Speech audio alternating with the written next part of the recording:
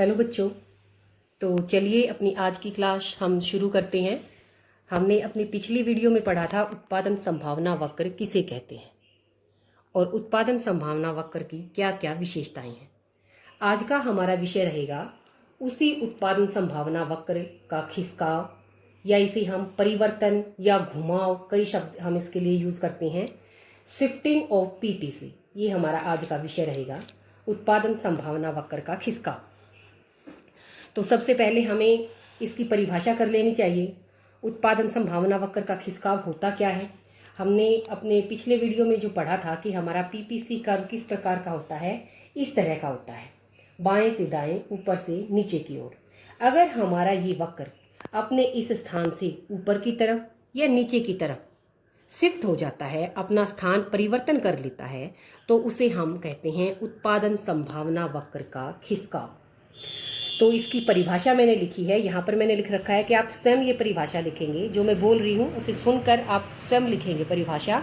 उत्पादन संभावना वक्र का खिसकाव किसे कहते हैं कि उत्पादन संभावना वक्र जब अपने स्थान से ऊपर की तरफ या नीचे की तरफ परिवर्तित हो जाता है, अपना स्थान बदल लेता है, तो उसे हम उत्पादन संभावना वक्र का खिसकाव कहते हैं। अब ये खिसकाव क्यों होता है, क्या कारण है? तो इसके दो कारण हैं। पहला कारण स्थिर साधनों में परिवर्तन और दूसरा स्थिर तकनीक में परिवर्तन। अगर आपको याद है कि हमने अपनी पिछली वीडियो में पढ़ा था, कुछ मान्यताएं हमने ली थी उत्पादन संभावना वक्र की कि हमारे साधन स्थिर हैं, गिवन हैं, फिक्स हैं। ऐसे ही हमने एक तकनीक ली थी कि टेक्निक भी पहले से गिवन है, स्थिर है, उसमें कोई परिवर्तन नहीं होगा। अगर उन स्थिर साधनों में जो हमने पीछे बताए थे, अगर उन स्थिर साधनों में या स्थिर तकनीक में उनमें परिवर्तन होता है, तो क्या होता है, हमारा उत्पादन संभावना वक्र भी अपना स्थान बदलेगा, वो अपने स्थान से खिसक सकता है। तो इन दो कारणों की वजह से उत्पादन संभावना वक्र में खिसकाव या परिवर्तन आता है। अब हम दोनों को बारी बारी से पढ़ेंगे। पहला हमारा कारण क्या है, स्थिर साधनों में परिवर्तन। स्थिर साधन, स्थिर साधन देखिए, हमने अपने पिछले वीडियो में पढ़ा था कि साधन जैसे हमने पढ़ा था गेहूं और कपास का उदाहरण लिया था। गेहूं और कपास को जिस जमीन पर हम उगाते हैं वो 2 एकड़ या 1 एकड़ जो भी हमने मानी थी, अगर वो भूमि हमारी पहले से बढ़ जाती है, 2 एकड़ की जगह वो 4 एकड़ 6 एकड़ हो जाती है, तो इसे हम क्या कहेंगे, साधनों में वृद्धि। इसी तरह से हमने जो भी उस भूमि के ऊपर मजदूर लगा रखे थे, 1 मजदूर था, 2 मजदूर था काम करने के लिए, अगर उन मजदूरों की संख्या को भी हम बढ़ा देते हैं तो उसे कहेंगे हम साधनों में वृद्धि। तो साधनों में वृद्धि का उत्पादन संभावना वक्र पर क्या प्रभाव पड़ेगा? सीधी सी बात है कि अगर भूमि पहले 2 एकड़ थी, अब 4 एकड़ हो गई, तो उत्पादन बढ़ेगा हमारा, और बढ़ने से क्या होएगा कि जो हमारा पीपीसी कर्व है वो ऊपर की तरफ खिसक जाएगा, ऊपर की तरफ खिसक जाएगा। जो एक्स वस्तु, जो गेहूं की मात्रा थी, या हम उसको एक्स वस्तु से नोट कर सकते हैं, वो भी पहले की मात्रा में बढ़ जाएगी, अधिक हो जाएगी, और जो वाई वस्तु कपास वगैरह जो भी ली थी वो भी पहले की मात्रा में अब बढ़ जाएगी, क्योंकि जो हमारे स्थिर साधन थे, साधनों में क्या हो गई, वृद्धि। तो साधनों में वृद्धि होने से क्या होता है, उत्पादन संभावना वक्र ऊपर की तरफ सरकता है। दूसरा क्या है, साधनों में कमी। उसी चीज को हम उल्टा देखेंगे कि मान लिया जो भूमि थी उसके अंदर कमी आ जाए, जो मजदूर हमने लगा रखे हैं वो पहले से कम हो जाए, तो उसका पीपीसी कर्व पर क्या प्रभाव पड़ेगा। तो उसके कारण, साधनों में कमी के कारण हमारा उत्पादन भी दोनों वस्तुओं का कम हो जाएगा, और उत्पादन संभावना वक्र जो है वो नीचे की तरफ खिसक जाएगा। एक्स वस्तु का उत्पादन भी जो पहले इतना था वो अब कम होकर इतना रह जाएगा, वाई वस्तु का उत्पादन भी जो पहले इतना था वो कम होकर इतना हो जाएगा।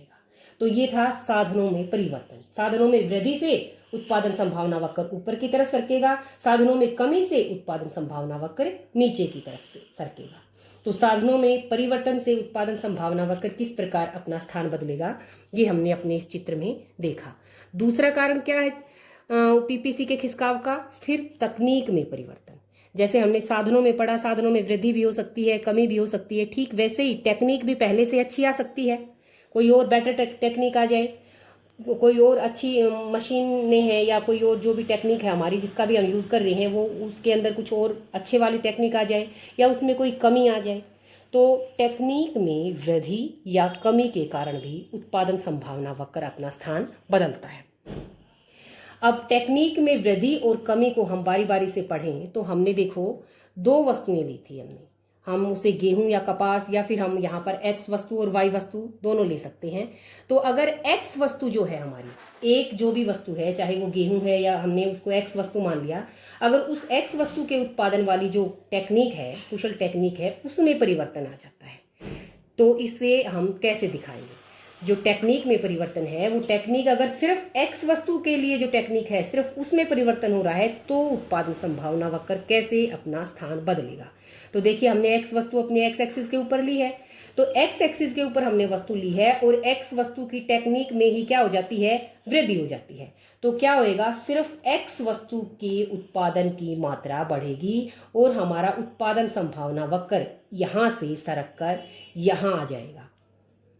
सिर्फ एक्स वस्तु के उत्पादन में ये वृद्धि हुई है, जो वाई वस्तु थी उसके उत्पादन में कोई वृद्धि नहीं हुई। क्यों? क्योंकि एक्स वस्तु के उत्पादन के लिए कुशल टेक्निक में ही परिवर्तन आया है, एक्स वस्तु के उत्पादन के लिए कुशल टेक्निक में ही वृद्धि हुई है। ठीक उल्टा अगर हम करें, जो कि एक्स वस्तु के उत्पादन के लिए जो कुशल टेक्निक थी उसमें कमी आ जाए, यहाँ मैंने परिवर्तन लिखा है, ये मैंने सिर्फ वृद्धि को दिखाया है। एक्स वस्तु के लिए उत्पादित टेक्निक में अगर वृद्धि होती है तो सिर्फ एक्स वस्तु का ही उत्पादन बढ़ेगा, और अगर एक्स वस्तु के उत्पादन के लिए टेक्निक में अगर कमी आती है तो उत्पादन में कमी भी सिर्फ एक्स वस्तु के उत्पादन वाली में ही कमी आएगी। वाई वस्तु का जो उत्पादन है वो हमारा यों का यों रहेगा। वाई वस्तु के उत्पादन पर कोई फर्क नहीं पड़ेगा, क्योंकि जो टेक्निक में चेंज आया है, परिवर्तन आया है, वो सिर्फ एक्स वस्तु वाली टेक्निक में चेंज आया है। एक्स वस्तु वाली टेक्निक अगर अच्छे वाली वृद्धि हो जाती है तो एक्स वस्तु के उत्पादन में वृद्धि हो जाएगी। एक्स वस्तु की टेक्निक वाली में अगर कमी आती है तो एक्स वस्तु का उत्पादन ही हमारा क्या हो जाएगा? कम हो जाएगा। तो ये था हमारा एक एक्स वस्तु की टेक्निक में परिवर्तन आने पर। अगर टेक्निक में परिवर्तन वाई वस्तु की वाली में आता है तो वाई वस्तु के उत्पादन के लिए कुशल टेक्निक में परिवर्तन आए तो क्या होगा? तो इसमें भी वैसे ही होएगा। यहाँ पर हमने एक्स वस्तु को लिया है, यहाँ वाई वस्तु को लिया है।